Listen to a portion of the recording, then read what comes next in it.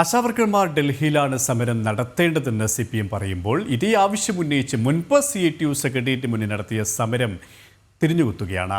ആശാവർക്കർമാരുടെ honorarium വർദ്ധിപ്പിക്കേണ്ടത് സംസ്ഥാന സർക്കാരാണെന്ന് സമ്മതിക്കുമ്പോഴും സമരം നടത്തേണ്ടത് ഡൽഹിയിലാണ് എന്നാണ് CPM പറയുന്നത്. എന്നാൽ 2011 UDF ഭരണകാലത്ത് CITUവിൻ്റെ നേതൃത്വത്തിൽ ആശാവർക്കർമാർക്ക് ഓണറേറിയം വർദ്ധിപ്പിക്കണമെന്നാവശ്യപ്പെട്ട് സെക്രട്ടേറിയറ്റിന് മുന്നിൽ സമരം നടത്തിയിട്ടുമുണ്ട്.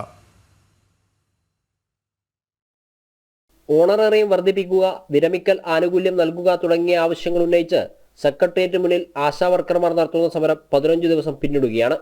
അതേസമയം സമരക്കാർക്ക് നേരെയുള്ള CPM, CITU നേതാക്കളുടെ ആക്ഷേപം തുടരുകയും ചെയ്യുന്നു.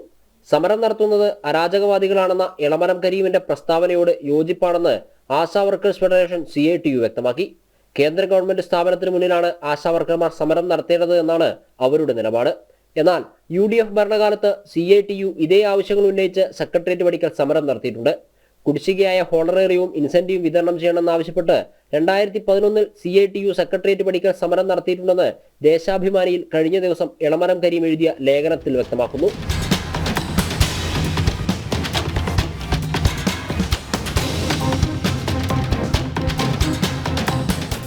ഹോണറേറിയം നൽകേണ്ടത് സംസ്ഥാന സർക്കാരാണെന്ന കാര്യത്തിൽ CITU, ആശാ വർക്കേഴ്സ് ഫെഡറേഷനും എതിരഭിപ്രായമില്ല. ഹോണറേറിയം സ്റ്റേറ്റ് ഗവൺമെന്റിൻ്റെത്, ഇൻസെന്റീവ് കേന്ദ്ര ഗവൺമെന്റിൻ്റെത്. അല്ല, അതിനോട് യോജിപ്പുണ്ട് എന്ന് പറയാൻ കാരണം എന്താണെന്നറിയോ?